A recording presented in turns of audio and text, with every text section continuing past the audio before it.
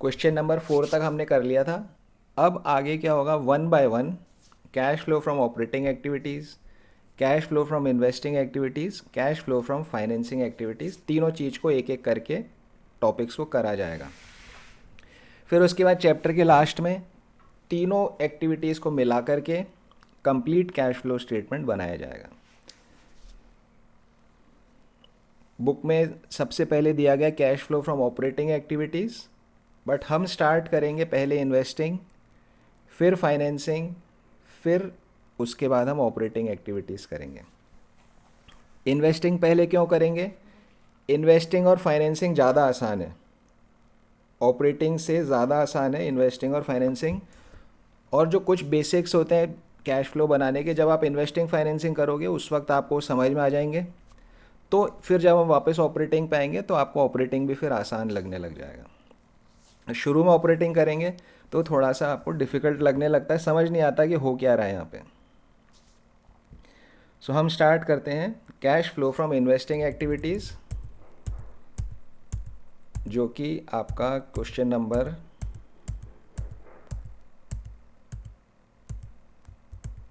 22 से है। Cash flow from investing activities question number 22 से।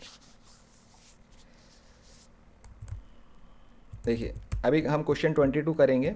एक बार मैं आपको एक्सप्लेन कर दूं कैश फ्लो का स्टेटमेंट, कैश फ्लो स्टेटमेंट का क्वेश्चन होता कैसा है। देखिए जैसे क्वेश्चन 24 है, इस क्वेश्चन 24 में आपको क्या क्या दिया गया है, इसमें यहाँ पर पर्टिकुलर्स लिखा हुआ है, इधर आपको 31 मार्च 2022 के नंबर्स दिए हैं, इधर 31 मार्च 2021 के नंबर्स दिए हुए हैं। सो बेसिकली ये बैलेंस शीट है। आपको हमेशा क्वेश्चन में बैलेंस शीट मिलेगी 2 साल की। ये 2 साल की बैलेंस शीट है, पिछले साल की, करंट साल की। 2 साल की बैलेंस शीट आपको मिल रही है, साथ में कुछ एडिशनल इन्फॉर्मेशन लिखी हुई होगी। 2 साल की बैलेंस शीट मिलेगी, साथ में कुछ एडिशनल इन्फॉर्मेशन आपको गिवन होगी। कैश फ्लो के सारे क्वेश्चंस के अंदर इसी तरह से होता है। जैसे 2 साल का डेटा देखते हैं, कौन कौन सी डेट है।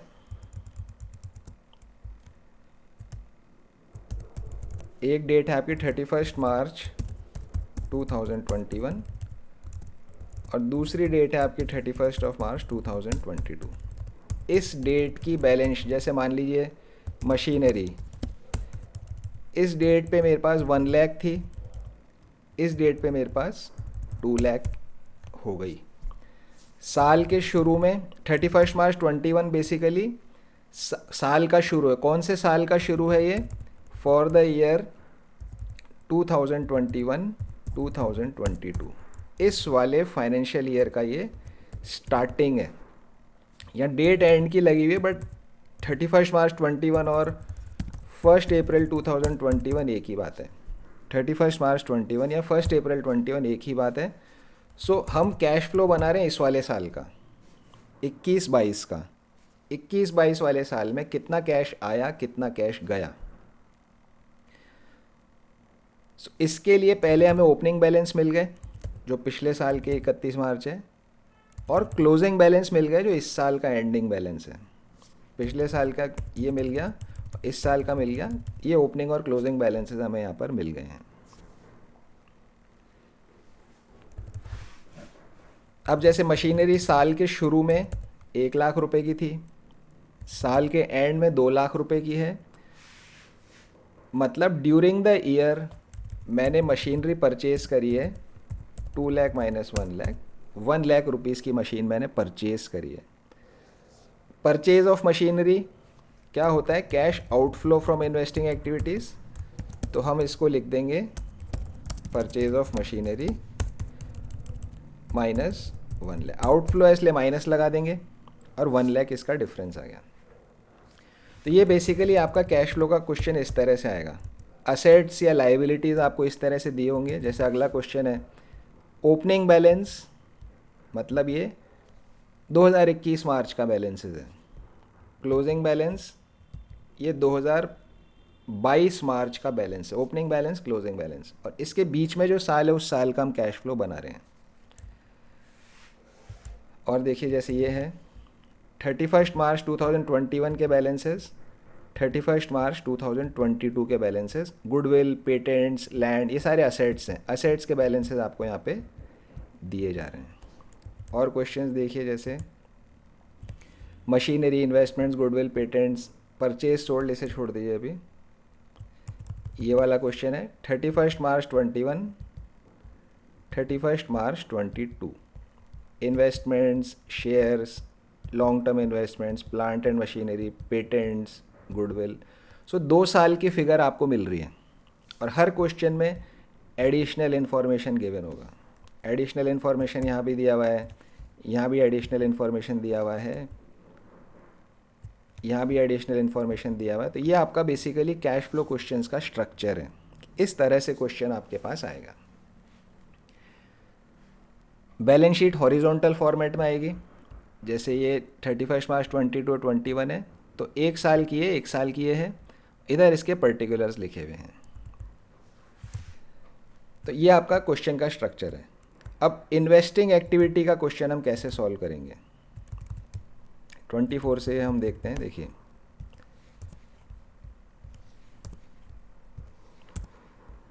इन्वेस्टमेंट इन 10% डिवेंचर्स, 10% डिवेंचर्स में मैंने पैसा इन्वेस्ट किया था, तो इसको पढ़ के मुझे मालूम पड़ गया ये एक इन्वेस्टिंग एक्टिविटी है।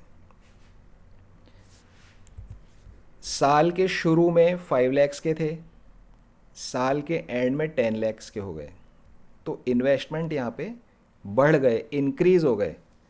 इन्वेस्टमेंट बढ़ गए मतलब हमने इन्वेस्टमेंट्स को ख़रीदा है, हमने इन्वेस्टमेंट्स को ख़रीदा है। कितने का, 10 lakh minus 5 lakh which is 5 lakh. तो 5 लाख रुपए की इन्वेस्टमेंट हमने यहाँ पे परचेज किए हैं। Purchase of investment is an outflow. हम इसको लिख देंगे, जैसे अगर क्वेश्चन 24 पे हम जाते हैं,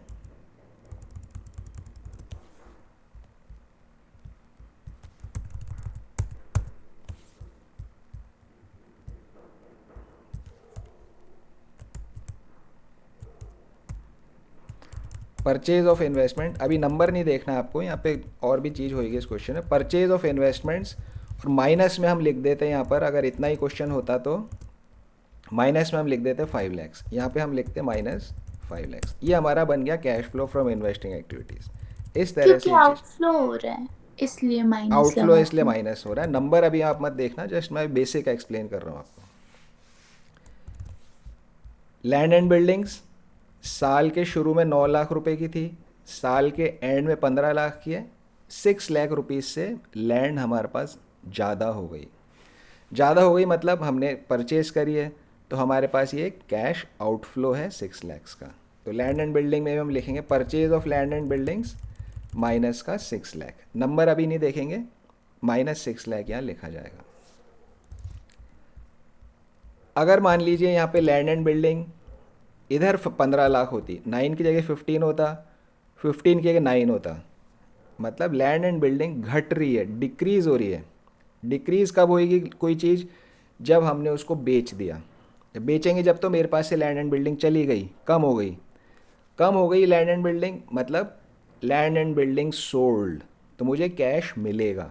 तो हम कैश इनफ्लो यहाँ पे लिखेंगे, sale of land and buildings, जितना भी आपका है, मान लीजिए 6 लाख रुपए आ रहा है, यहाँ हम 6 लाख रुपए लिख देंगे। इस तरह से हम इसको यहाँ पर इनफ्लो को दिखाते हैं। आउटफ्लो माइनस में, इनफ्लो आपका प्लस में। जब आप बुक में देखोगे तो माइनस की नंबर्स ब्रैकेट में लिखे हुए होते हैं, ब्रैकेट में लिखे हुए होते हैं। तो ये फाइनेंस का सिस्टम होता है, फाइनेंस का सिस्टम होता है कि माइनस के नंबर को ब्रैकेट में भी लिखा जा सकता है।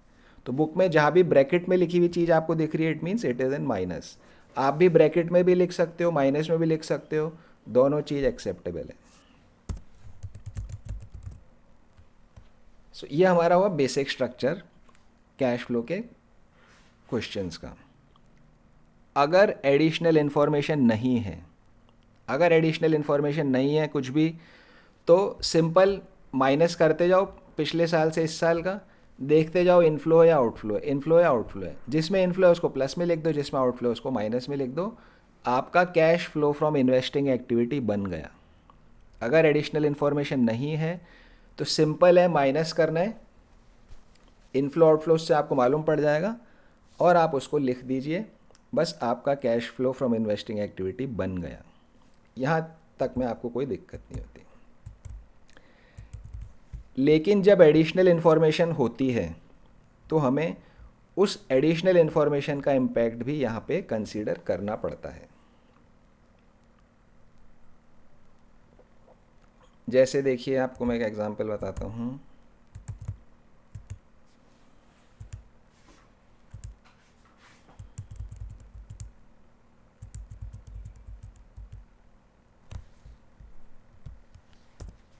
ये क्वेश्चन है, प्लांट एंड मशीनरी साल के शुरू में 8,50,000 था, साल के एंड में 10 लाख है। तो यहाँ पे कितना प्लांट इंक्रीज हुआ? 1,50,000, 1.5 लाख रुपए का यहाँ पे प्लांट एंड मशीनरी इंक्रीज हुआ है।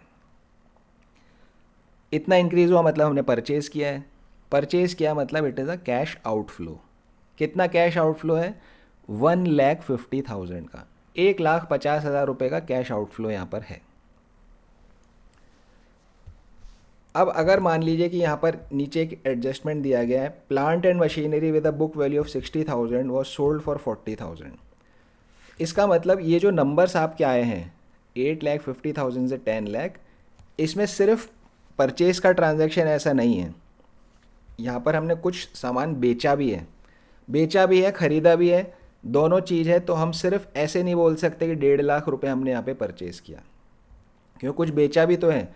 उस बेचने से और कम हुआ होगा तो मतलब परचेज़ मैंने और ज़्यादा का किया होगा। तो जब एडिशनल इन्फॉर्मेशन है तो सिंपली आप इस तरह से प्लस माइनस नहीं कर सकते। कैसे करेंगे वो अभी हम डिस्कस करेंगे। बट पहली बात जो पकड़ लेनी है कि अगर एडिशनल इन्फॉर्मेशन नहीं है तो सिंपल प्लस माइनस करना और कुछ नहीं करना है। जैसे मान लिया 3 चीज़ है, plant and machinery, long term investment, land. अब एडिशनल इन्फॉर्मेशन अगर सिर्फ प्लांट मशीनरी के लिए है तो प्लांट मशीनरी में एक्स्ट्रा काम हम करेंगे, इन्वेस्टमेंट और लैंड को सिर्फ प्लस माइनस करेंगे। अगर सिर्फ प्लांट मशीनरी में एडिशनल इन्फॉर्मेशन है तो, अगर प्लांट और इन्वेस्टमेंट दोनों में एडिशनल इन्फॉर्मेशन है तो दोनों में एक्स्ट्रा काम करना पड़ेगा। लैंड में लेकिन सिंपल प्लस माइनस कर देंगे। तीनों में एडिशनल इन्फॉर्मेशन है तो तीनों में हमें एडिशनल काम करना पड़ेगा।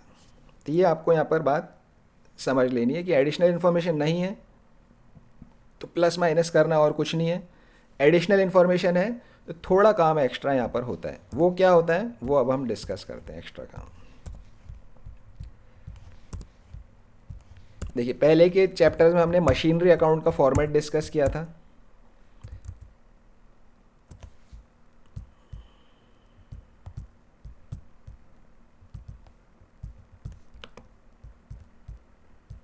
मशीनरी अकाउंट, लेजर अकाउंट है एक। से मान लीजिए मशीनरी अकाउंट की हम बात कर रहे हैं। प्लांट एंड मशीनरी एक असेट अकाउंट है।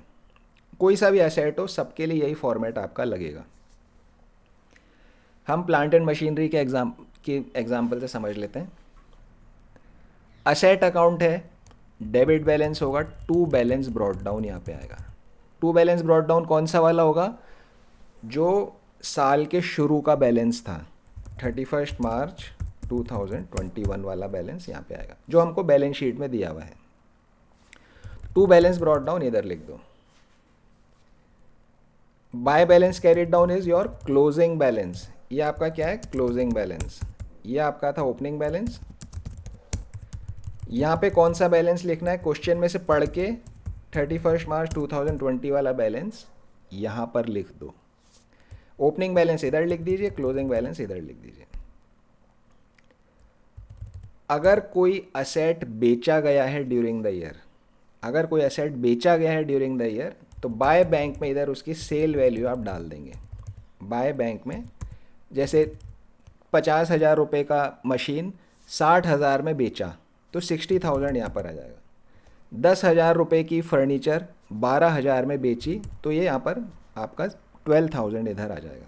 ये फिक्स फॉर्मेट है जो आपको याद रखना है, इसमें और कोई आइटम नहीं आता। तो छोटा सा फॉर्मेट है। अगर कोई असेट बेचा है तो बाय बैंक में आप डाल देंगे। अगर कोई असेट परचेज किया ड्यूरिंग द ईयर तो इसको टू बैंक में डाल देंगे। जब भी असेट परचेज करते हो तो इंक्रीज़ होता है, तो इंक्रीज़ इन असेट डेबिट की तरफ आएगा। जब असेट बेच रहे हैं तो डिक्रीज़ हो रहा है, तो डिक्रीज़ इन असेट क्रेडिट की तरफ आता है। तो असेट खरीदा तो डेबिट में डाल दो टू बैंक, असेट बेचा तो क्रेडिट में डाल दीजिए बाय बैंक। इस वाले साल में, करंट साल में कितना डेप्रिसिएशन लगाया है, क्वेश्चन में इंफॉर्मेशन होगी गिवन, उस डेप्रिसिएशन को आप इधर लिख दोगे बाय डेप्रिसिएशन, क्योंकि इससे डेप्रिसिएशन से असेट की वैल्यू कम हो रही है तो ये क्रेडिट साइड में आएगा। बाय डेप्रिसिएशन इस वाली, सिर्फ इस करंट ईयर का डेप्रिसिएशन। ये वाली जो असेट हमने बेची थी, इस असेट को बेचने पे या तो प्रॉफिट होएगा या लॉस होएगा। अगर लॉस होता है तो इधर लिख दो by loss on sale, profit होता है तो डेबिट की तरफ लिख दो टू प्रॉफिट ऑन सेल। तो ये कितने आइटम हो गए आपके, डेबिट साइड में 1 2 और 3, क्रेडिट साइड में 1 2 3 और 4, 4 आइटम आपके यहाँ पर हो गए। बस इसका टोटल लगा देंगे, ये हमारा plant and machinery account complete बन गया। सारी इन्फॉर्मेशन क्वेश्चन में से पढ़ पढ़ के हमें इसमें फिल करनी है। होता क्या है कि क्वेश्चन में या तो ये परचेज गिवन नहीं होगा, परचेज गिवन नहीं होगा, या फिर ये सेल कितने में हुआ ये गिवन नहीं होगा। तो हम क्या करेंगे, बाकी इन्फॉर्मेशन भर के बैलेंसिंग फिगर इसकी निकाल लेंगे। जैसे मान लीजिए कि ओपनिंग बैलेंस 1 लाख का था, क्लोजिंग बैलेंस 2 लाख का था।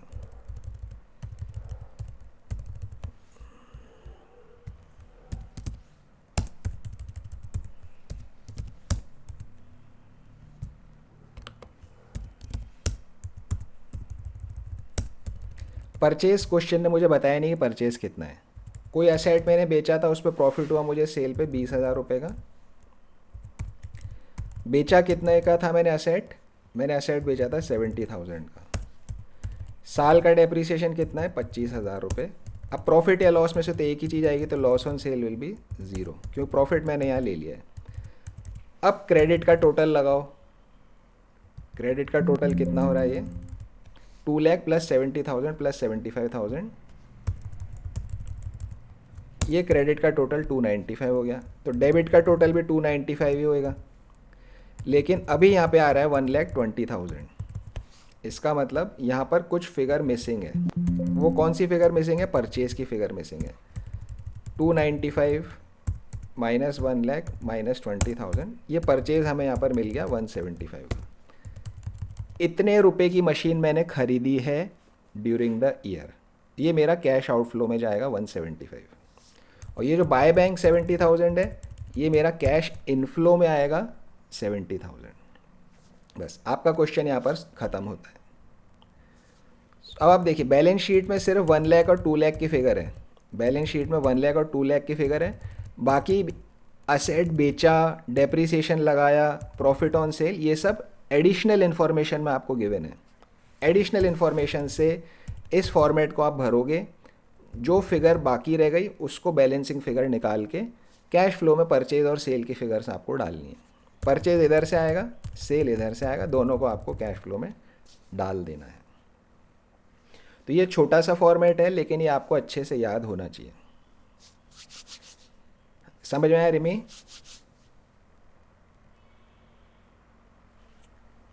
Yes sir. श्रेया को समझ आया है? Yes sir. ओके। दक्ष, आपको समझ आ गया है? Yes sir. ओके। बिल्कुल छोटा सा फॉर्मेट है, इसको आप बाय हार्ट याद ये कर लीजिए। कौन सा क्वेश्चन था? ये कोई क्वेश्चन नहीं है, जस्ट अभी सिर्फ समझाया है मैंने आपको। जस्ट मैंने आपको प्लांट एंड मशीनरी अकाउंट का फॉर्मेट समझाया, ये कोई क्वेश्चन नहीं है। क्वेश्चन तो अभी हमने स्टार्ट ही नहीं किया। ठीक है रिमी? Yes sir. ओके। तो ये फॉर्मेट आपको याद रखना है। कोई सा भी असेट हो, अगर आपको बैलेंस शीट के साथ एडिशनल इन्फॉर्मेशन मिल रही है, तो ये फॉर्मेट आपको फिल करके मिसिंग इन्फॉर्मेशन निकालनी पड़ेगी। एडिशनल इन्फॉर्मेशन अब आपको समझ आ गया होगा कि असेट बेचने पे कितना प्रॉफिट हुआ या कितना लॉस हुआ, या ड्यूरिंग द ईयर का डेप्रिसिएशन कितना था, या कितने में असेट बेची है, कितने की खरीदी, इनमें से कुछ इन्फॉर्मेशन आपको एडिशनल में मिलेगी। और ओपनिंग बैलेंस, क्लोजिंग बैलेंस, ये दोनों चीज़ आपको बैलेंस शीट के अंदर दिखेंगे। चलिए एक क्वेश्चन करते हैं हम इसका। तो ये फॉर्मेट आपका मेन है, अभी एक और फॉर्मेट आएगा, ये फॉर्मेट आपका सबसे मेन है।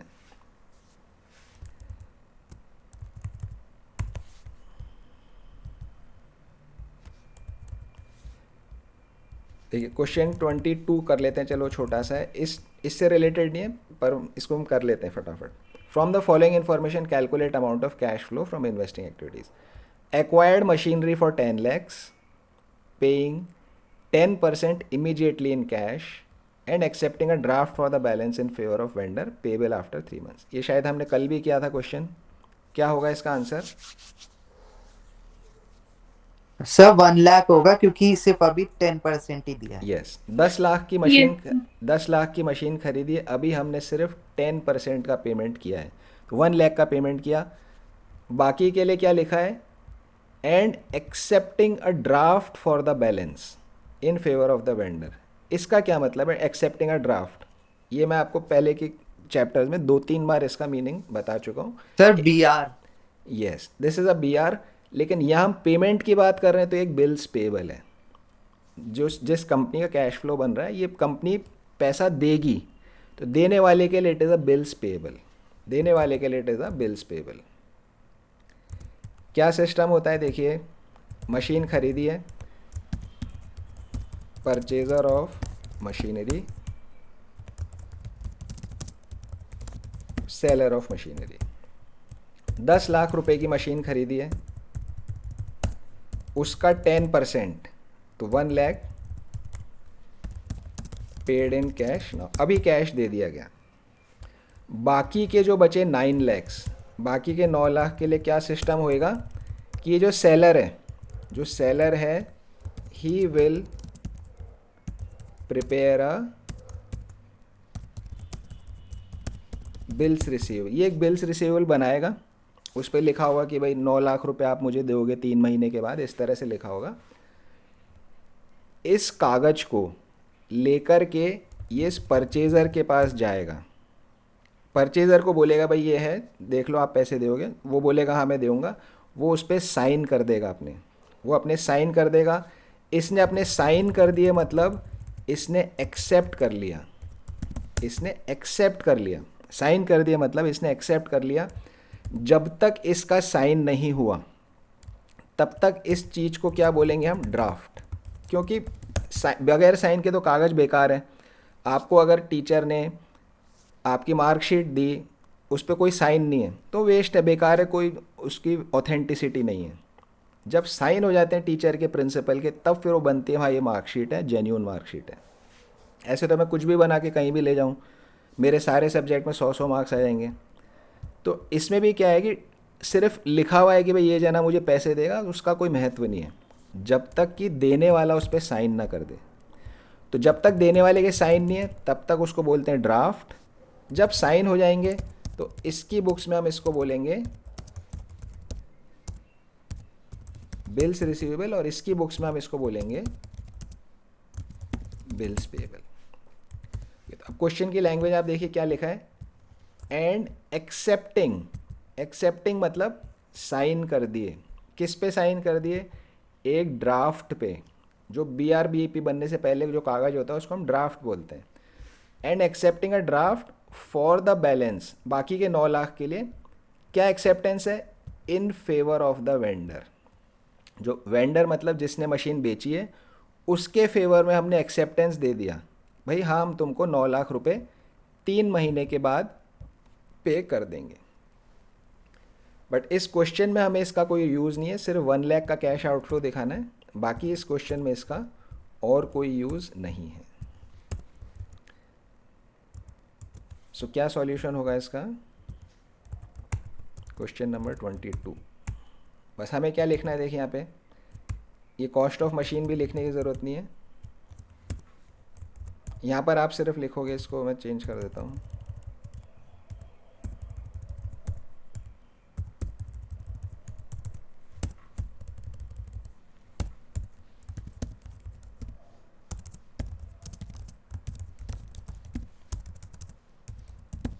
Purchase of machinery minus 1 lakh, इसको हम यहाँ क्या लिखेंगे, कैश, इसके लिए लैंग्वेज होती है cash used in, cash used in investing activities. Investing activity में 1 लाख रुपए का कैश काम आ गया। ये हमारा इस क्वेश्चन का सॉल्यूशन हो गया। हेडिंग क्या है, cash flow from investing activities, purchase of machinery 1 lakh, और फिर आप वर्किंग नोट में एक्सप्लेन कर दो। यहाँ पर आप नोट डाल दो,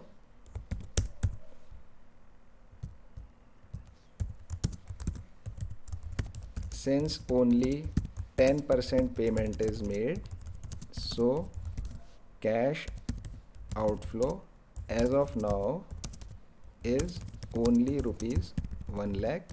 कैसे आया, 10 lakh multiplied by 10 divided by 100। ये आपका नोट डल गया, यहाँ पे क्वेश्चन का सॉल्यूशन हो गया। 23 पे आ जाते हैं। Mars limited has plant and machinery, Mars Limited has plant and machinery whose written down value on 1st April was 9,60,000। Mars Limited के पास प्लांट एंड मशीनरी है, उस प्लांट एंड मशीनरी की WDV 9,60,000 रुपये की है। WDV मतलब आज तक का डेप्रिसिएशन काटने के बाद वाली वैल्यू, आज तक का डेप्रिसिएशन काटने के बाद वाली वैल्यू 9,60,000 है। 1 अप्रैल की है ये, मतलब this is my opening balance, and on 31 मार्च 10,50,000, ये क्लोजिंग बैलेंस आ गया। तो हम फॉर्मेट को भरते चलते हैं। देखिए ओपनिंग बैलेंस यहाँ लिखेंगे हम, टू बैलेंस ब्रॉट डाउन 9,60,000। जो मशीनरी अकाउंट का हमारा फॉर्मेट है, ओपनिंग बैलेंस आएगा डेबिट साइड में 9,60,000, क्लोजिंग बैलेंस कितना है 10,50,000। तो बाय बैलेंस कैरीड डाउन 10,50,000 हमने यहाँ पे डाल दिया। Depreciation for the year 35,000, depreciation for the year हम यहाँ डालते हैं बाय डेप्रीसिएशन, ये 35,000 हमने यहाँ पर डाल दिया, by depreciation 35,000। In the beginning of the year a part of plant was sold for 45,000। साल के शुरू में आपकी मशीन्स का कुछ हिस्सा आपने बेचा था 45,000 में, उसकी रिटन डाउन वैल्यू थी 30,000 की, मतलब रिटन डाउन वैल्यू मतलब बुक वैल्यू। 30,000 का प्लांट 45,000 में मैंने बेच दिया। प्रॉफिट हुआ या लॉस हुआ? Profit. प्रॉफिट। Profit. प्रॉफिट हुआ 15,000 का। तो हमारे फॉर्मेट में डालो simple, to profit on sale debit की तरफ 15,000, और जो बेचते हैं वो हम इधर लिखते हैं बाय बैंक 45,000। ये हमने यहाँ पर पूरा का पूरा जो क्वेश्चन ने इन्फॉर्मेशन दी थी सब यहाँ डाल दी। Balance brought down, balance carried down, profit on sale 15,000, depreciation for the year, by bank 45,000। जो क्वेश्चन ने दिया सब हमने यहाँ पे डाल दिया। क्रेडिट का टोटल कितना आ रहा है 11,30,000, डेबिट का टोटल 9,75,000। डेबिट का टोटल कम है, इट मीन्स डेबिट की तरफ कुछ मिसिंग है। डेबिट में क्या क्या आता है देख लेते हैं। हमने जो फॉर्मेट अभी डिस्कस किया, डेबिट में क्या क्या आता है, ओपनिंग बैलेंस, नई परचेज जो टू बैंक है, और प्रॉफिट ऑन सेल, तीन चीज़ यहाँ पे आती है। Opening balance, purchases, profit on cell. So, हाँ जी, sir, depreciation credit side क्यों है? ओके वो मैं अभी बताता हूँ आपको। सो डेबिट की तरफ opening balance, purchases, profit on cell, तीन चीज़ आती है बस, और कुछ नहीं आता। Opening balance, purchase and profit on cell. इसमें से ओपनिंग बैलेंस आ रहा है, प्रॉफिट ऑन सेल आ रहा है, बचा क्या, नई परचेजेस जो ड्यूरिंग द ईयर परचेज करी है, तो वो हमारा यहाँ पे आ जाएगा बैलेंसिंग फिगर परचेजेस। कैसे निकाला उसको, 11,30,000 माइनस 960 माइनस 50,000, 11,30,000 माइनस 960 माइनस 15,000, तो हमें यहाँ पे मिल गया टू बैंक अकाउंट 1,55,000। ये मेरी परचेज है कि ड्यूरिंग द ईयर मैंने कितना परचेज किया। सेल मैंने इधर लिखा हुआ है, मुझे क्वेश्चन में मिल भी गया था, तो टोटल 6 इन्फॉर्मेशन थी, 6 में से 5 क्वेश्चन ने मुझे दे दी, एक मैंने निकाल ली उससे बैलेंसिंग फिगर से। अब मुझे कैश फ्लो बनाना है। पहले जो परचेज किया है 155 का, it is a cash outflow. तो हम क्या लिखेंगे यहाँ पे, इधर हम लिखेंगे purchase of machinery, purchase of machinery minus 1,55,000 क्योंकि आउटफ्लो है। इधर क्या लिखेंगे हम, सेल ऑफ मशीनरी 45,000 जो कि मेरा इनफ्लो है तो प्लस में आएगा। दोनों को मिला के कितना हुआ मेरा, 1,10,000 का कैश आउटफ्लो हुआ। तो आउटफ्लो को हम क्या बोलते हैं, cash used net cash used in investing activities, 1,10,000 रुपये यहाँ पर आ गया। तो ये हमारा क्वेश्चन सॉल्व हो गया। आसान सा क्वेश्चन है, सिर्फ ये फॉर्मेट भर के मिसिंग वैल्यू निकालनी है। अब देखो, ओपनिंग बैलेंस और क्लोजिंग, अगर मान लो ये सब ना होता, ये सब चीज़ नहीं होती, सिर्फ ओपनिंग बैलेंस क्लोजिंग बैलेंस होता, तो हमारा क्या बन रहा है, ये इंक्रीज़ हो रहा है कितने से, 10,50,000 है, 9,60,000 है, 90,000 से बढ़ रहा है। तो अगर कोई इन्फॉर्मेशन एडिशनल नहीं होती तो 90,000 का हम परचेज दिखाते, मतलब कैश आउटफ्लो होता। लेकिन सिर्फ परचेज नहीं हुआ है, ड्यूरिंग द ईयर सेल भी हुआ है, तो इसलिए हमें पूरा ये बनाना पड़ता है, तब परचेज की फिगर सही से मालूम पड़ती है, विच इज़ 1,55,000। ये सॉल्व कैसे करते हैं, फॉर्मेट कैसे भरते हैं, ये समझ आ गया रिमी?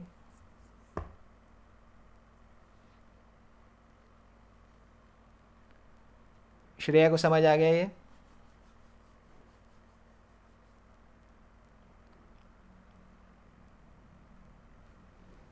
दक्ष को समझ आ गया ये?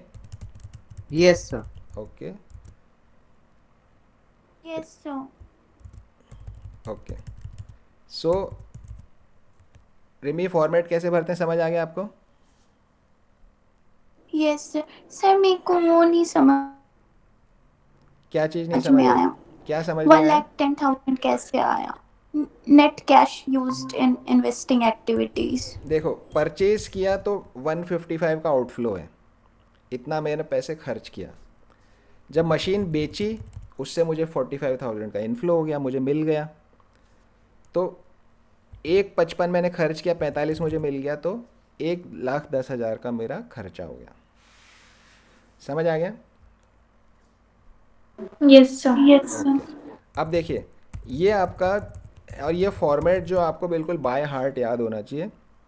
सिर्फ मशीन की बात नहीं है, कोई भी असेट हो, कोई भी असेट अगर आपका क्वेश्चन का फॉर्मेट यही रहेगा। बस ये है कि भाई बाकी असेट्स के अंदर डेप्रिसिएशन नहीं होगा, डेप्रिसिएशन सिर्फ फिक्स्ड असेट्स में होता है। तो ठीक है, डेप्रिसिएशन को हटा दो उस फॉर्मेट में, पर ये फॉर्मेट आपका फिक्स है जो आपको याद रखना है। ये फॉर्मेट कब यूज़ होता है, व्हेन, इसमें क्या हम बात बोलेंगे, when accumulated depreciation method is not followed। जब accumulated depreciation वाला मेथड हम काम में नहीं ले रहे। देखो, यहाँ कोई accumulated depreciation वर्ड है ही नहीं कहीं पे भी, क्वेश्चन में भी कहीं लिखा नहीं है कि accumulated depreciation है, तो मतलब accumulated depreciation का मेथड यूज़ नहीं हो रहा। तो आपका ये मेथड आपको यूज़ करना है। जब accumulated depreciation यूज़ होता है उसका फॉर्मेट अलग से हम डिस्कस करेंगे। तो when accumulated depreciation method is not followed, तो ये आपको यूज़ करना है। कैसे मालूम पड़ा है एक्यूमुलेटेड डेप्रिसिएशन नहीं यूज़ हो रहा, क्वेश्चन में कहीं दिया हुआ ही नहीं है इस नाम से कुछ भी। अब इस फॉर्मेट को आपको याद रख लो। लॉजिक क्या है, लॉजिक समझ लेते हैं। टू बैलेंस ब्रॉट डाउन डाला, पहली बात तो ओपनिंग बैलेंस डेबिट की तरफ क्यों आएगा, क्योंकि it is an asset. Asset में हमेशा डेबिट बैलेंस होता है, इसलिए ओपनिंग बैलेंस इधर आएगा। अगर ओपनिंग इधर आएगा तो क्लोजिंग बैलेंस क्रेडिट में आएगा। ये हमें बात समझ में आती है। Depreciation during the year, depreciation हमारे लिए खर्चा होता है। डेप्रिसिएशन अकाउंट डेबिट, और डेप्रिसिएशन जब करते हैं तो हमारा असेट का बैलेंस कम हो जाता है। Depreciation account debit to machinery account, asset कम हो गया इसलिए क्रेडिट किया, डेप्रिसिएशन खर्चा है, खर्चा इंक्रीज़ हो गया इसलिए डेबिट हो गया। तो जब मैं मशीनरी अकाउंट में इसको पोस्ट करूँगा तो मैं लिखूँगा बाय डेप्रिसिएशन, इसलिए मैंने इसको लिखा बाय डेप्रिसिएशन यहाँ पे। जब कोई मशीन हम सेल करते हैं तो पैसा मुझे मिलता है बैंक अकाउंट डेबिट, मशीन चली जाती है क्योंकि सेल कर रहे हैं इसलिए क्रेडिट। तो bank account debit to machinery जब मशीन को बेचा। मशीनरी अकाउंट में क्या आएगा, बाय बैंक क्रेडिट में, तो ये इधर आ गया बाय बैंक सेल के केस में। जब मशीन खरीदते हैं तो मशीनरी हमें मिलती है, तो मशीनरी अकाउंट डेबिट, कैश हमारे पास से चला जाता है तो to bank account purchase of machinery, machinery to bank. Machinery account में डेबिट की तरफ आएगा टू बैंक, ये परचेज हमने इधर डाल दिया टू बैंक 155। जब आपको प्रॉफिट होता है सेल पे, मशीन बेच के सेल पे प्रॉफिट हो रहा है आपको, तो प्रॉफिट जो होता है वो क्रेडिट होता है हमेशा, जो प्रॉफिट होता है वो आपको क्रेडिट होता है। इस सेल वाली एंट्री में डाल लेते हैं। अगर मुझे प्रॉफिट होगा तो मैं इसको यहाँ पे लिखता हूँ to profit on sale, to profit on sale. फिर इस प्रॉफिट ऑन सेल की एक क्लोजिंग एंट्री भी होती है, प्रॉफिट ऑन सेल की एक क्लोजिंग एंट्री भी होती है जो कि मशीनरी अकाउंट में डेबिट होकर के टू प्रॉफिट ऑन सेल यहाँ पर आपका होता है, ठीक है ना। तो उसके लॉजिक में आपको जाने की ज़रूरत नहीं है, आप सिंपल इसको याद रख सकते हो कि प्रॉफिट आएगा आपका डेबिट साइड में, लॉस आएगा आपका क्रेडिट साइड। अगर यहाँ लॉस होता तो हम यहाँ लिखते बाय लॉस ऑन सेल, इधर लिखते लॉस या प्रॉफिट दोनों में से एक ही चीज़ आएगी, दोनों चीज़ नहीं आएगी। तो ये इसका सिंपल सा रीजनिंग है कि मशीनरी अकाउंट का किस तरह से बैलेंस आप कैलकुलेट करते हैं। तो डेप्रिसिएशन क्यों आ रहा है इधर, depreciation account debit to machinery, machinery account में बाय डेप्रिसिएशन आ गया। समझ में आ गया श्रेया? Yes sir. ओके जी, तो ये मशीनरी अकाउंट का आपका फॉर्मेट यहाँ पे होता है। ये क्वेश्चन हमारा कंप्लीट हो गया। Next question 24। From the following information calculate cash flow from investing activities.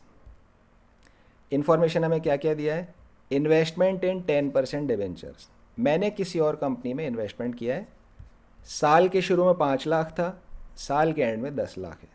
इसको देखकर लगता है कि 5 लाख से इन्वेस्टमेंट मेरे बढ़ गए, मैंने नए इन्वेस्टमेंट्स खरीदे हैं, तो मेरा कैश आउटफ्लो 5 लाख का, इसको देख के यही लगता है।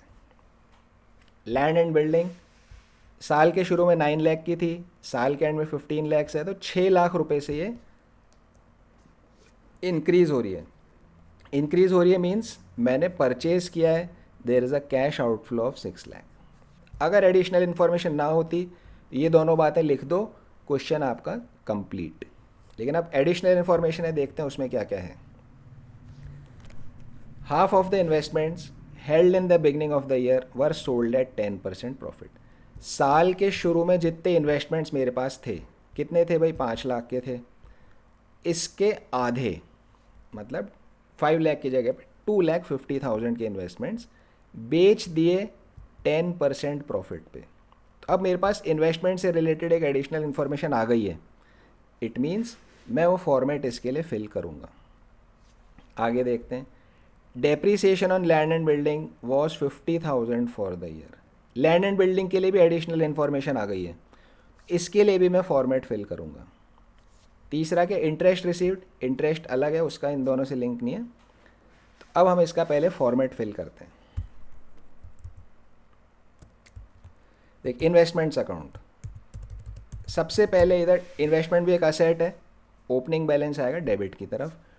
To balance brought down 5 lakhs, to balance brought down 5 lakhs जो कि ओपनिंग बैलेंस यहाँ पे है। क्लोजिंग बैलेंस इधर आ जाएगा, bye balance carried down 10 lakhs, bye balance carried down इधर आ गया।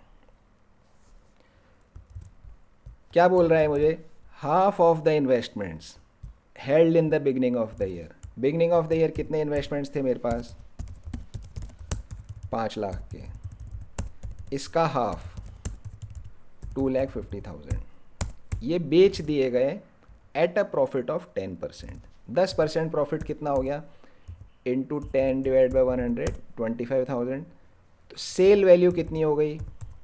2,75,000। ये मेरी सेल वैल्यू है 2,75,000। मेरे फॉर्मेट में सेल वैल्यू कहाँ आती है? बाय बैंक में 2,75,000, बाय बैंक 2,75,000 इधर आ गया। डेप्रिसिएशन इन्वेस्टमेंट में होता नहीं है, अगर फिक्स्ड एसेट होता तो डेप्रिसिएशन होता, तो डेप्रिसिएशन यहाँ लिखने की ज़रूरत मुझे नहीं है। सेल पे कितना प्रॉफिट हुआ? 2.5 लाख रुपए के इन्वेस्टमेंट 2.75 में बेचे, 25,000 का मुझे प्रॉफिट हो रहा है। प्रॉफिट आता है डेबिट की तरफ, इधर लिख दो टू प्रॉफिट ऑन सेल 25,000। ये हमारा जो क्वेश्चन ने इन्फॉर्मेशन दी उसके हिसाब से ऐसा इन्वेस्टमेंट अकाउंट बन गया। क्रेडिट का टोटल इज 1275, डेबिट का टोटल इज 525। क्रेडिट का टोटल इज 1275, डेबिट का टोटल इज 525। सर हाँ जी, सर सेल वैल्यू में प्रॉफिट क्यों ऐड हो रहा है? प्रॉफिट तो होएगा ही ना, अगर आप कोई चीज़ बेच रहे हो प्रॉफिट पे तो आपको पैसा तो मिला ही है। कितने पैसे आपको मिले इस सेल पे? Yes sir. सर इसमें इंटरेस्ट ऐड क्यों नहीं हो रहा है? इंटरेस्ट यहाँ पर नहीं आएगा ना, यहाँ तो हम सिर्फ असेट को बेचा कितने में वो निकाल रहे हैं। बेचा हमने, इंटरेस्ट तो अलग से मिला मुझे, इंटरेस्ट अलग है। Okay, देखो इंटरेस्ट एक इनकम का लेजर अकाउंट अलग खुलेगा, ये तो मेरा मेन इन्वेस्टमेंट का अकाउंट है, इंटरेस्ट का एक अकाउंट अलग से बनेगा। जैसे हर एक एक्सपेंस, सैलरी, इंश्योरेंस, फ्रेट, सबके लेजर अकाउंट अलग अलग होते हैं। इसी तरह से इंटरेस्ट, रेंट, कमीशन, सबका लेजर अकाउंट अलग अलग होगा। यहाँ जो लेजर अकाउंट है ये इस असेट का, इन्वेस्टमेंट का है। जैसे मान लो कि कोई मशीनरी है, या मान लीजिए कोई बिल्डिंग है, नीचे बिल्डिंग है। अब अगर मैं इस बिल्डिंग को किराए पे दूंगा, रेंट पे दूंगा, तो रेंट रिसीव्ड इस अकाउंट में थोड़ी ना आएगा, रेंट रिसीव्ड का एक अलग अकाउंट ओपन होगा। देखो अगर रेंट रिसीव करूंगा मैं बिल्डिंग पे, तो मेरी जर्नल एंट्री क्या होगी? Bank account debit to rent received account, bank account debit to rent received account. Rent received एक इनकम है, इनकम इंक्रीज हो रही है इसलिए क्रेडिट है। बैंक एक असेट है, असेट इंक्रीज हो रहा है इसलिए डेबिट है। तो जब मुझे किराया मिल रहा है तो लैंड एंड बिल्डिंग तो जहाँ थी वहीं की वहीं खड़ी है। इस ट्रांजैक्शन में लैंड एंड बिल्डिंग पे कोई इम्पैक्ट ही नहीं है, तो लैंड एंड बिल्डिंग अकाउंट में ये नहीं आएगा, ये आएगा बैंक में और रेंट रिसीव्ड अकाउंट में। इसी तरह से इन्वेस्टमेंट पे जो इंटरेस्ट मिल रहा है वो एक अलग अकाउंट में जा रहा है, bank account debit to interest received account. ये इनकम है इसलिए क्रेडिट हो गया, वो असेट है इसलिए डेबिट हो गया। इन्वेस्टमेंट अकाउंट से कोई लिंक नहीं है। इन्वेस्टमेंट अकाउंट में एंट्री कब आती है? जब इन्वेस्टमेंट को खरीदा जाए या इन्वेस्टमेंट को बेचा जाए। इंटरेस्ट मिलना as a separate transaction, purchase sale of investment से उसका लिंक नहीं है। समझ आया दक्ष को? यस सर, मेरा क्वेश्चन हो गया। Okay okay. सो अब हमने यहाँ पर देखिए फॉर्मेट हमने फिल कर लिया। 12,75,000 क्रेडिट में है, 5,25,000 यहाँ पे डेबिट में। तो डेबिट में कुछ मिसिंग है। डेबिट में क्या बचता है? परचेज़ की वैल्यू बचती है। माइनस करिए 1275 माइनस 525, 7.5 लाख रुपए का इन्वेस्टमेंट का परचेज़ यहाँ पर हो गया। तो दो बातें थी, देखो पहले एक प्रॉफिट निकालना पड़ा आपको, वो इस कैलकुलेशन से निकालोगे छोटी सी से, फिर इस फॉर्मेट में फिगर भरोगे। अब हमें कैश आउटफ्लो और इनफ्लो मिल गया। ये तो मेरा कैश आउटफ्लो है 750 का, ये मेरा 275 का कैश इनफ्लो है। दोनों को हम कैश फ्लो में डाल देते हैं। Purchase of investments minus 7,50,000, sale of investments plus का 2,75,000। Purchase of investments minus 750, sale of investments plus का 275। इन्वेस्टमेंट का यहाँ पर काम हमारा कंप्लीट हो गया। कुछ डाउट रिम्मी को? No sir. ओके। अब आ गए हम लैंड एंड बिल्डिंग पे। लैंड एंड बिल्डिंग का भी फॉर्मेट बना लेते हैं। ओपनिंग बैलेंस 9 लाख डालो, क्लोजिंग बैलेंस 15 लाख डालो।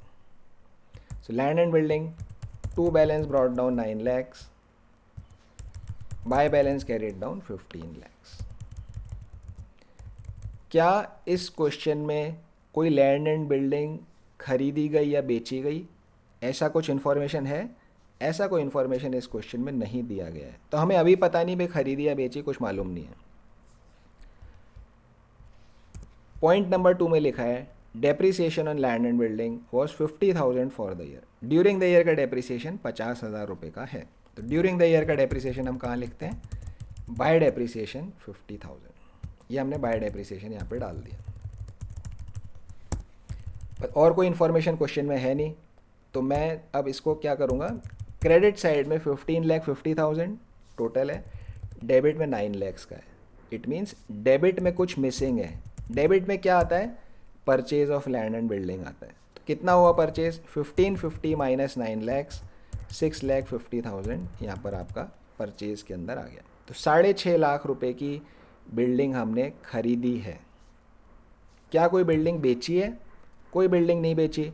न तो क्वेश्चन में कोई इन्फॉर्मेशन है, बैलेंसिंग फिगर में भी हमें कुछ मिलता नहीं है। तो सेल कुछ नहीं हुआ, सिर्फ परचेज हुआ है। तो purchase of land and building 6,50,000 minus के अंदर यहाँ पर आ जाता है। Purchase of land and building minus 6,50,000।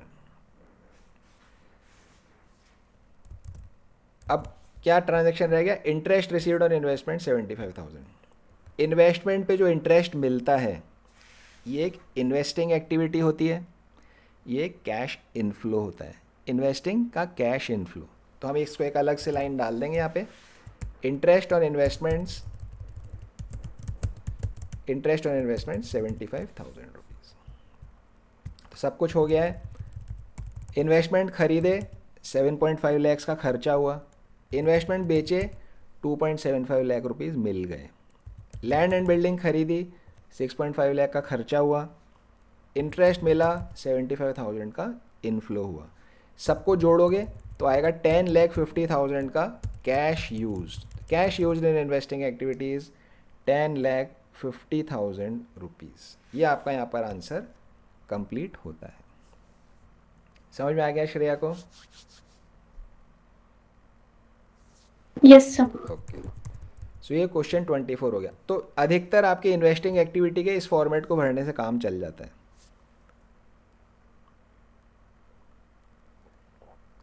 अब नेक्स्ट क्वेश्चन पे आते हैं 25। From the following information calculate cash flow from investing activities. देखिए बैलेंस शीट दिया हुआ है आपको, और नीचे थोड़ा सा आपको 2 एडिशनल इंफॉर्मेशन के पॉइंट दिए गए हैं। बैलेंस शीट में क्या क्या है? Machinery at cost, opening balance, closing balance. तो ईयर लिखो चाहे ओपनिंग क्लोजिंग लिख दो, हमें उससे कोई फ़र्क नहीं पड़ता। एक्यूमुलेटेड डेप्रिसिएशन यहाँ दिया गया, मतलब अब हमें दूसरा वाला फॉर्मेट सीखना होगा। दूसरा वाला फॉर्मेट सीखना होगा एक्यूमुलेटेड डेप्रिसिएशन के लिए। फिर एक पेटेंट्स भी है यहाँ पे 3 लाख और 2 lakhs, और नीचे हमें इन्फॉर्मेशन 0.1 और 0.2 दिया गया। अब हम दूसरा वाला फॉर्मेट सीखते हैं जो एक्यूमुलेटेड डेप्रिसिएशन वाला फॉर्मेट है। आसान सा है, उसमें एक एंट्री और एडिशनल आपकी डल जाती है।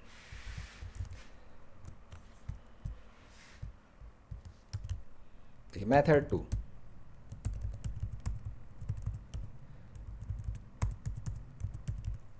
दो अकाउंट यहाँ पे बनाने हैं, एक प्लांट एंड मशीनरी अकाउंट, एक एक्यूमुलेटेड डेप्रिसिएशन अकाउंट। 2 अकाउंट आपको यहाँ पर बनाने, एक प्लांट एंड मशीनरी, एक एक्यूमुलेटेड डेप्रिसिएशन। वहाँ पे क्या था, एक ही अकाउंट वहाँ पे बनाया था, यहाँ 2 अकाउंट आपको बनाने हैं।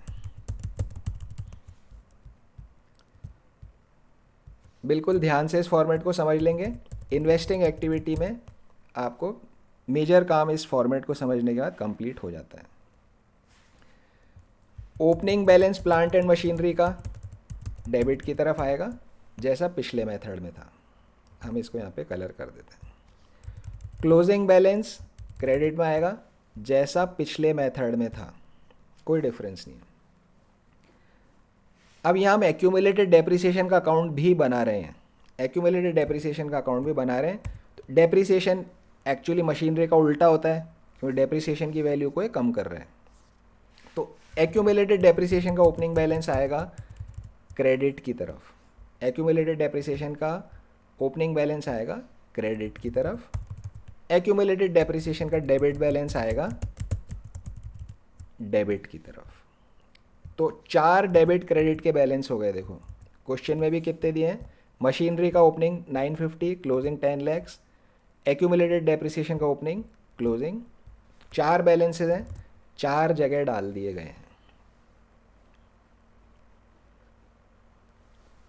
अगर कोई मशीन बेची है ड्यूरिंग द ईयर तो उसकी सेल वैल्यू इधर आती है, हम पिछले मेथड में सीख चुके हैं, जैसा वहाँ था वैसा का वैसा ही यहाँ पर है, सेल वैल्यू इधर आ गई। अगर कोई मशीन खरीदी है तो इधर लिख दो डेबिट में, जैसा पिछले मेथड में था, सेम टू सेम, जैसा वहाँ था वैसा का वैसा यहाँ पे। अगर बेचने पे प्रॉफिट हुआ है, प्रॉफिट ऑन सेल इधर लिख दो, जैसा पिछले मेथड में था वैसा का वैसा यहाँ पे, कोई डिफरेंस नहीं है। अगर लॉस हुआ है तो क्रेडिट में लिख दीजिए, जैसा पिछले कुछ मेथड में था सेम है, कोई डिफरेंस नहीं है। तो अभी तक डिफरेंस क्या आया है कि एक एक्यूमुलेटेड डेप्रिसिएशन नया अकाउंट बनेगा, उसके opening closing balance machinery account से उल्टे होंगे। रिमी को समझ आ गया यहाँ तक? Yes, sir. हार्ड तो नहीं लग रहा? No, ओके अब देखिए, अब यहाँ डिफरेंस आएगा। पिछले फॉर्मेट में क्या था, depreciation for the year, current साल का डेप्रिसिएशन हम कहाँ लिखते थे, मशीनरी अकाउंट में। देखिए जैसे ये अगर ये फॉर्मेट हम देखेंगे प्लांट एंड मशीनरी का, बाय डेप्रिसिएशन इधर लिखते हैं। अब एक्यूमुलेटेड डेप्रिसिएशन के लिए अलग अकाउंट बना दिया है, तो इसलिए भाई डेप्रिसिएशन को फिर हम इधर लिखेंगे, इसको हम इधर लिखेंगे, क्यों अगर फिर डेप्रिसिएशन को ऊपर लिख देंगे फिर अलग क्यों बनाया अकाउंट, तो इसलिए हम डेप्रिसिएशन को इधर लिखेंगे। ये हमारा डिफरेंस है पिछले मेथड से इस मेथड में। डेप्रिसिएशन को ऊपर से उठा के नीचे लिख दो, अभी तक बाकी सब कुछ सेम है। अब एक एंट्री और होएगी कि जिस मशीन को बेचा है, जिस मशीन को बेचा है उस मशीन का जब से खरीदा तब से आज तक का डेप्रिसिएशन, जब से खरीदा तब से आज तक का डेप्रिसिएशन एक्यूमुलेटेड डेप्रिसिएशन अकाउंट में डेबिट की तरफ लिखोगे, एक्यूमुलेटेड डेप्रिसिएशन अकाउंट में डेबिट की तरफ लिखोगे, और मशीनरी अकाउंट में क्रेडिट की तरफ आप लिखोगे। एक्यूमुलेटेड डेप्रिसिएशन अकाउंट में डेबिट की तरफ लिखेंगे, प्लांट एंड मशीनरी अकाउंट में क्रेडिट की तरफ लिखेंगे। क्यों लिखा इसको इधर इधर, ये मैं आपको एक्सप्लेन करूँगा, लेकिन जब आप अपने हाथ से 10-15 क्वेश्चन कर चुके होंगे उसके बाद। 10-15 क्वेश्चन कर लो, फॉर्मेट आपको अच्छे से याद हो जाए, फिर मैं आपका लॉजिक बता दूंगा कि क्यों ऐसा हो रहा है। अभी लॉजिक बताऊंगा तो आप कंफ्यूज हो जाओगे, याद नहीं रहेगा। तो पहली बात क्या है, फॉर्मेट अच्छे से याद कर लो, 10-15 क्वेश्चन अपने हाथ से सॉल्व कर लो, then I can explain the logic कि यहाँ ऐसा क्यों हो रहा है। ये फॉर्मेट बन गया। अब कोई एक फिगर मिसिंग होगी, उसकी बैलेंसिंग फिगर निकल जाती है। वापस देखते हैं, पूरा फॉर्मेट वापस डिस्कस करते हैं।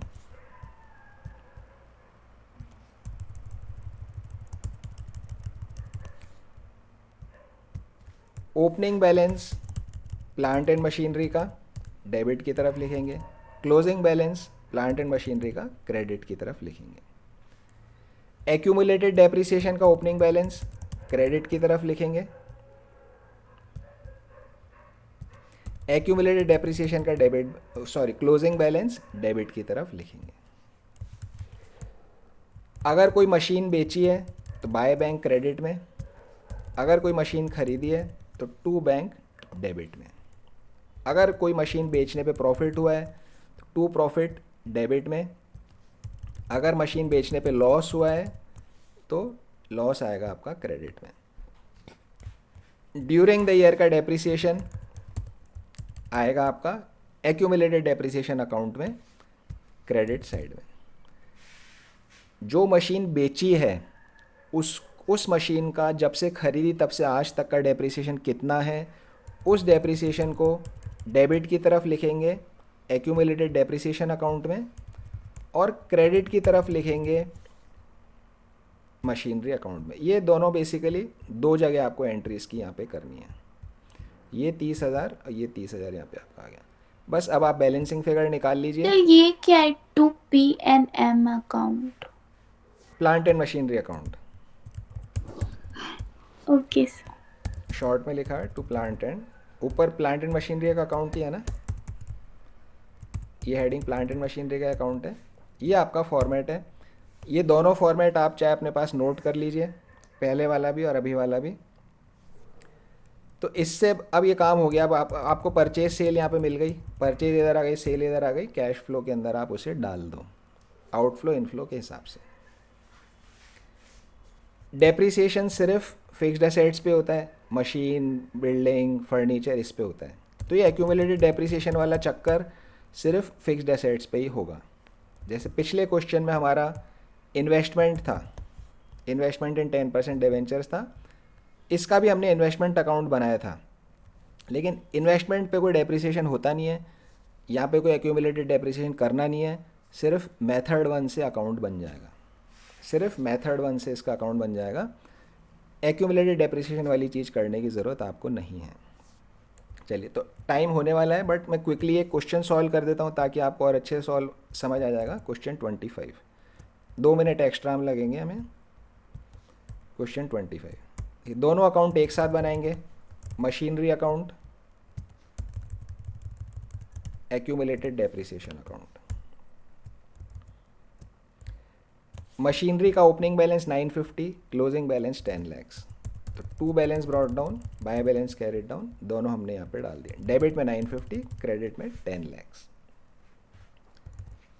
एक्यूमुलेटेड डेप्रिसिएशन का ओपनिंग 110, क्लोजिंग 150, तो 110 हम डाल देंगे इधर, by balance brought down,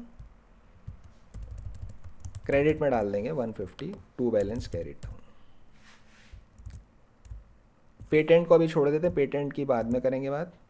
during the year machine costing 90,000, एक 90,000 रुपये की मशीन थी, विद एक्यूमुलेटेड डेप्रिसिएशन ऑफ 60,000, जिस पे आज तक 60,000 का डेप्रिसिएशन दिया गया था, वॉज सोल्ड फॉर 50,000, 50,000 रुपये में उसे हमने बेच दिया। 50,000 में बेचा, बाय बैंक सेल इधर आती है, इधर आ गया 50,000। मशीन कितने की थी? 90,000 की। आज तक का डेप्रिसिएशन उस पर कितना है? आज तक का डेप्रिसिएशन है 60,000। तो आज की उसकी WDV, रिटन डाउन वैल्यू या बुक वैल्यू, कुछ भी बोल दीजिए, कितनी है उसकी आज की बुक वैल्यू? 90,000 माइनस 60,000, 30,000 रुपीज़ की आज की मेरी वैल्यू है। बेचा कितने में है? बेचा है 50,000 में, सेल वैल्यू 50,000, तो मुझे यहाँ पे प्रॉफिट हो रहा है। 30,000 रुपये की चीज़ 50,000 में बेचा तो प्रॉफिट हो गया 50 माइनस 30, 20। ये वर्किंग आपको अपने वर्किंग नोट में दिखानी है। ये प्रॉफिट कैसे कैलकुलेट किया? 20,000 का प्रॉफिट मैं इधर डाल दूंगा, मेरे फॉर्मेट में इधर आता है।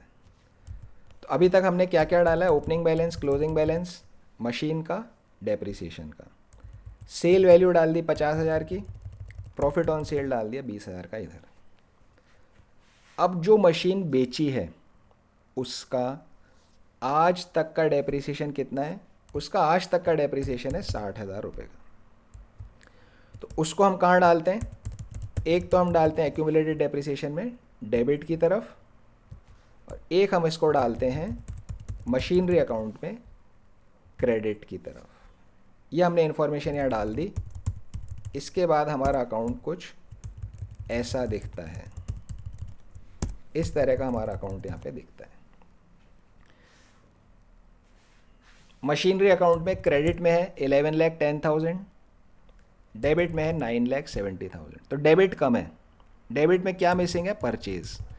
तो हम इसको यहाँ पे परचेज में डाल देंगे 1,40,000। ये परचेज आ गया आपका, ये कैश फ्लो में आपका चला जाएगा। एक्यूमुलेटेड डेप्रिसिएशन अकाउंट में भी मेरा क्या हो रहा है? डेबिट का टोटल 210 है, क्रेडिट का टोटल 110 है। क्रेडिट में कम है, मेरे फॉर्मेट में क्रेडिट में क्या रहता है? डेप्रिसिएशन फॉर द ईयर आता है, तो मैं 210 माइनस 110 करके निकाल लूँगा। Depreciation for the year 1 lakh मुझे मालूम पड़ गया। इसका अभी कुछ काम नहीं है, जब हम ऑपरेटिंग एक्टिविटी करेंगे वहाँ इसका काम आएगा। अभी कैश फ्लो के लिए क्या मुझे चाहिए, sale of machine 50,000, purchase of machine 1,40,000। तो दोनों को मैं कैश फ्लो में डाल दूंगा। Purchase of machine outflow 1,40,000, sale of machine inflow 50,000। एक चीज़ रह जाती है पेटेंट्स। देखिए पेटेंट्स कितना है मेरा, opening balance 3 lakh, closing balance 2 lakh. Patent का opening balance 3 lakh, closing balance 2 lakh, ये मैंने दोनों डाल दिया। Patents written off were 50,000 while a part of patents were sold at a profit of 40,000। Patent write off, ये इंटेंजिबल एसेट है, जैसे डेप्रिसिएशन होता है इंटेंजिबल एसेट में आप राइट ऑफ बोल सकते हो। तो 50,000 के पेटेंट हमने राइट ऑफ किए, तो हम इधर डाल देंगे बाय राइट ऑफ या अमोर्टाइजेशन 50,000, ये इधर आ गया। सो डेप्रिसिएशन की जैसे वर्ड क्या बनता है, एमोर्टाइजेशन या राइट ऑफ। ये टेंजिबल एसेट के लिए, इंटेंजिबल एसेट के लिए। Part of patent was sold at a profit of 40,000, 40,000 रुपये में का प्रॉफिट हुआ है बेचने पे, 40,000 हम डाल देंगे प्रॉफिट ऑन सेल। डेबिट का टोटल 340, क्रेडिट का total 250। Credit is less. Credit में क्या मिसिंग होता है, सेल ऑफ असेट मिसिंग होता है। तो सेल ऑफ असेट आ गया मेरा 340 माइनस 250 इज 90,000 बाय बैंक आ गया। तो परचेज यहाँ पर कुछ है नहीं क्वेश्चन में, सेल आ गई 90 की, इसको मैं यहाँ डाल दूंगा inflow, sale of patents inflow 90,000 rupees. तो अकाउंट बना के यहाँ काम हो गया। सबको जोड़ेंगे तो जीरो आ रहा है, so there is no cash outflow और इनफ्लो फ्रॉम इन्वेस्टिंग एक्टिविटीज़, कोई कैश इनफ्लो आउटफ्लो यहाँ पर नहीं है। ये हमारा क्वेश्चन नंबर 25 यहाँ पर सॉल्व होता है। कुछ डाउट रिमी आपको इसमें?